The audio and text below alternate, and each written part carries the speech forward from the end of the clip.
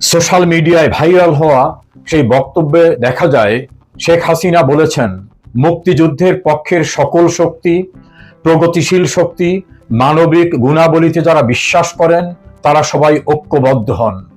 অতীতে তিনি বিভিন্ন সময় আওয়ামী লীগ এবং আওয়ামী লীগের সহযোগী সংগঠনের সকলের ঐক্যের কথা বলেছেন, তাদের প্রতি আহ্বান জানিয়েছেন। এবারের আহ্বানটা মুক্তিযুদ্ধের পক্ষের সকল শক্তি, প্রগতিশীল চিন্তা চেতনায় বিশ্বাসী, মানবিক গুণাবলীতে বিশ্বাসী তাদেরকে ঐক্যবদ্ধ হওয়ার আহ্বান জানিয়েছেন। একাধিক রাজনৈতিক বিশ্লেষক এবং সিনিয়র সাংবাদিকদের ধারণা, এটি 1971 সনে বঙ্গবন্ধু 7 মার্চে যখন একটা প্রারম্ভিক বক্তব্য দিয়েছিলেন, ঐতিহাসিক ভাষণে, যেখানে তিনি গোটা জাতিকে প্রস্তুত হওয়ার জন্য বলেছিলেন, এটা কিছুটা সেরকমই মনে হচ্ছে। বঙ্গবন্ধু তখন সেই ভাষণটি দিয়েছিলেন যখন আর কোনো উপায়ন্ত ছিল না, তখন তিনি গোটা জাতিকে প্রস্তুতি নেওয়ার জন্য বলেছিলেন। শেখ হাসিনাও এই ক্ষেত্রে হয়তো সেভাবেই মুক্তিযুদ্ধের পক্ষের প্রগতিশীল চিন্তা চেতনার, মানবিক চিন্তা চেতনার সকলকে ঐক্যবদ্ধ হওয়ার আহ্বান জানিয়ে মূলত দলের বাইরেও মুক্তিযুদ্ধের সকলকে একত্রিত হওয়ার জন্য একটি মেসেজ দিয়েছেন। বাংলাদেশ আওয়ামী লীগের বাইরেও অনেকে মুক্তিযুদ্ধের চিন্তা চেতনাকে সরাসরি ধারণ করেন এমন রাজনৈতিক দল, nap, communist party, workers party, সাম্যবাদী দল, জাতীয় পার্টি, জাসদ বাসদ, সাম্যবাদী দল, নজরুল বাসার, মাজদুহানের বিভিন্ন রকম সংগঠন রয়েছে, যে সকল অসংখ্য সংগঠন আওয়ামী লীগের বাইরে থেকেও কঠিনভাবে মুক্তিযুদ্ধের চেতনা, মুক্তিযুদ্ধের আদর্শকে ধারণ করে এবং বিশ্বাস করে। শেখ হাসিনা তাদের ভিতরে ঐক্য সৃষ্টি করার জন্য আহ্বান জানিয়েছেন যে মুক্তিযুদ্ধের পক্ষের প্রগতিশীল এবং মানবিক গুণাবলীতে যারা বিশ্বাস করেন তারা ঐক্যবদ্ধ হন। আমার মনে হয় এই আহ্বানটি নতুন কোনো ইঙ্গিত বহন করছে, নতুন কোনো প্রস্তুতির দিকে যেতে হচ্ছে হয়তো মুক্তিযুদ্ধের পক্ষের সকল শক্তিকে।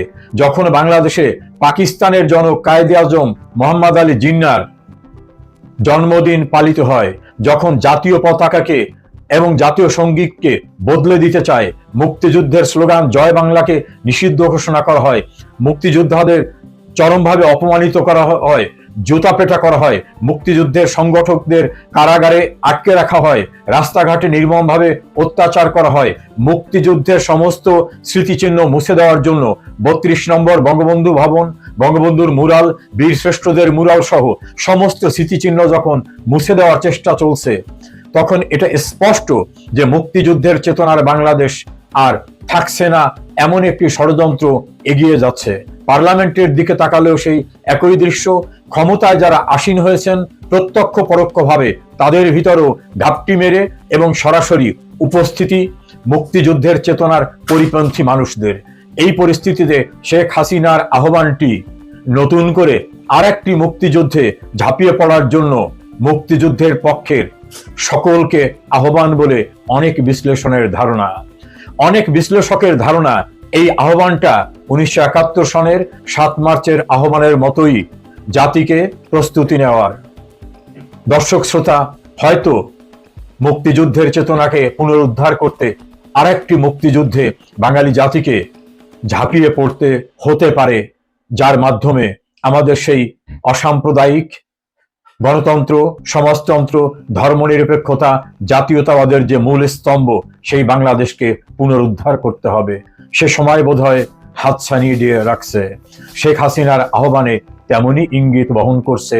গুরুত্বপূর্ণ বিভিন্ন সংস্থা, রাজনৈতিক প্রতিপক্ষ পক্ষ সকলের আলোচনায় এখন শেখ হাসিনার এই নতুন আহ্বান। শেখ হাসিনার নতুন একটি বক্তব্যকে ঘিরে ব্যাপক আলোচনার সৃষ্টি হয়েছে এবং সরকারি মহলেও নানারূপ আলোচনা শুরু হয়েছে। বাংলাদেশের আকাশে কালো মেঘ, সেনা ছাউনি থেকে শুরু করে রাজনীতির মাঠ সবখানেই কেমন একটা গুমোট অবস্থা। পর্দার আড়ালে কিংবা আমাদের চোখের সামনে কি ঘটছে, আজকে সেই বিষয়টি নিয়েই আলোচনা করব। শেষ পর্যন্ত সাথে থাকবেন। প্রীতি, সালাম এবং শুভেচ্ছা নেবেন। সম্প্রতি বাংলাদেশের রাষ্ট্রপতি শাহাবুদ্দিন আহমেদ চুপ্পুকে তার পজিশন থেকে সরিয়ে দেওয়া হয়েছে, যদিও বলা হচ্ছে তিনি শারীরিক অসুস্থতার কারণে পদত্যাগ করেছেন। কিন্তু আসল ঘটনা নিয়ে আমি আগেই আপনাদের বলেছি, চুপ্পুকে সরিয়ে দেওয়ার পরে তারেক রহমানের জন্য রাজনৈতিক পরিস্থিতি কি ভালো হলো নাকি তার ঝুঁকি আরো বাড়লো, সেটি নিয়ে আলোচনা হচ্ছে। অনেকেই বলছেন যে রাষ্ট্রপতিকে সরানোর পরে নেক্সট টার্গেট হলো সেনাপ্রধান জেনারেল ওয়াকার খান, অর্থাৎ জেনারেল ওয়াকার খানকে তার মেয়াদ পূর্ণ করতে নাও দেওয়া হতে পারে। সবকিছু ঠিক থাকলে আগামী বছর 23শে জুন তার মেয়াদ শেষ হবার কথা, কিন্তু সেই পর্যন্ত তিনি দায়িত্বে থাকবেন কিনা সেটা নিয়ে প্রশ্ন উঠেছে। এদিকে নৌবাহিনী প্রধান, তাকে ওয়াদা করা হয়েছিল যে আগস্টের রেজিম চেঞ্জ সাকসেসফুল হলে তাকে 1 বছর এক্সটেনশন দেওয়া হবে, তাকে দেওয়া হয়নি। সভাপতি, নৌবাহিনী প্রধান, সেনাবাহিনী প্রধান, বিমান বাহিনী প্রধান, 3 প্রধানেরই তখন একটা প্রত্যাশা ছিল যে রেজিম চেঞ্জের পরে তারা কিছু না কিছু পাবে এবং মিনিমাম 1 বছর এক্সটেনশন, এই প্রমিসটা কিন্তু তাদের কাছে করা হয়েছিল। কিন্তু 1 বছর এক্সটেনশন তো হয়নি, এখন পুরো মেয়াদ কমপ্লিট করা যাবে কিনা সেটা নিয়েই টেনশন। এবং মেয়াদ পূর্ণ করার জন্য সেনাপ্রধান জেনারেল ওয়াকার খান কিন্তু ব্যাপক চেষ্টা করছেন। তার একটা স্বপ্ন বাংলাদেশ, পাকিস্তান এবং তুরস্কের একটা মিলিটারি প্যাক্ট তৈরি করে দিয়ে যাওয়া, এবং স্বভাবতই 1 বছর এক্সটেনশন তিনিও চান। 2025 সালের 7ই জানুয়ারি বেগম খালেদা জিয়া চিকিৎসার উদ্দেশ্যে ঢাকা ত্যাগ করেছিলেন এবং 8ই জানুয়ারি তিনি লন্ডন পৌঁছেছিলেন। তার ঢাকা ত্যাগের প্রাক্কালে 2রা জানুয়ারি সস্ত্রীক জেনারেল ওয়াকার খান বেগম খালেদা জিয়ার সাথে দেখা করেছিলেন এবং প্রায় 40 মিনিট সময় কাটিয়েছিলেন। এই সময়ে জেনারেল ওয়াকার খান টেলিফোনে তারেক রহমানের সাথে কথা বলেছিলেন এবং তখন খালেদা জিয়া তারেক রহমানকে বলেছিলেন যে ওয়াকার খুব ভালো ছেলে, ওয়াকারকে যেন সে দেখে রাখে এবং ওয়াকার তাদের পক্ষে অনেক সাপোর্টিং কাজ করছে। কিন্তু আজ খালেদা জিয়া নেই, তিনি মারা গেছেন। তার ছেলে তারেক রহমান আজকে বাংলাদেশের প্রধানমন্ত্রী, কিন্তু তারেক রহমান কেন জানি জেনারেল ওয়াকারকে মায়ের কথা অনুযায়ী দেখে রাখছেন না। একটা ছবি খুব ভাইরাল হয়েছে, বর্তমানে আর্মিদের প্রমোশন বোর্ডের মিটিং চলছে, তো ছবিতে তারেক রহমানের পাশে জেনারেল ওয়াকার দাঁড়িয়ে আছেন এবং যারা বডি ল্যাঙ্গুয়েজ নিয়ে কথা বলেন তারা অনেকেই জানতে চেয়েছেন বা যে ভঙ্গিমায় জেনারেল ওয়াকার দাঁড়িয়েছিলেন সেটি আসলে কি প্রকাশ করে। আর্মির ভেতরে কি কোনো অসন্তোষ দানা বাঁধছে? রাষ্ট্রপতির চলে যাওয়াটাকে আর্মি কেমন ভাবে নিয়েছে? এর ইম্প্যাক্ট বা এর কনসিকুয়েন্স হিসেবে আর্মিতে কি প্রভাব পড়তে পারে সেটা নিয়ে কি আর্মির ভেতরে আলোচনা চলছে? সবকিছু মিলিয়ে জেনারেল ওয়াকার এক ধরনের বলা যায় বিষণ্ণতায় ভুগছেন, অনিশ্চয়তায় ভুগছেন তার ক্যারিয়ার, তার বাকি টেনিউরটা নিয়ে। তিনি তুরস্কের সাথে যে প্যাকটা করতে চাচ্ছেন, আবার জেনারেল ওয়াকার কিন্তু দিনের শেষে ডিপ স্টেটের লোক। তারেক রহমান কার লোক? তারেক রহমানকে ক্ষমতায় এনেছে মূলত ভারত, আমেরিকার সাথে আন্ডারস্ট্যান্ডিং এর মাধ্যমে। শুধু ভারত নয়, যদি আরো স্পেসিফিক্যালি বলি, ভারতের পররাষ্ট্রমন্ত্রী ডক্টর জয়শঙ্কর, এটি তারই উদ্যোগ ছিল। জামাত ঠেকানোর জন্য তারেক রহমানকে তারা সেই মুহূর্তে উত্তম বিকল্প মনে করেছিল। কিন্তু ক্ষমতায় গিয়ে তারেক রহমান কিন্তু ভারতের সেই আস্থার প্রতিদান দেননি। ভারতের অনেকেই মনে করেন যে এই তারেক রহমানের যে ভারতের প্রতি অ্যাটিটিউড, তার দ্বারা Bharat is feeling exploited. Bharat মনে করছে যে তারেক রহমান তাদের সাথে সঠিক আচরণটা করেনি। এখন সেপ্টেম্বরে ভারতে ব্রিক্সের মিটিং এবং সেই মিটিংয়ে তারেক রহমানকে আমন্ত্রণ জানানো হয়েছে।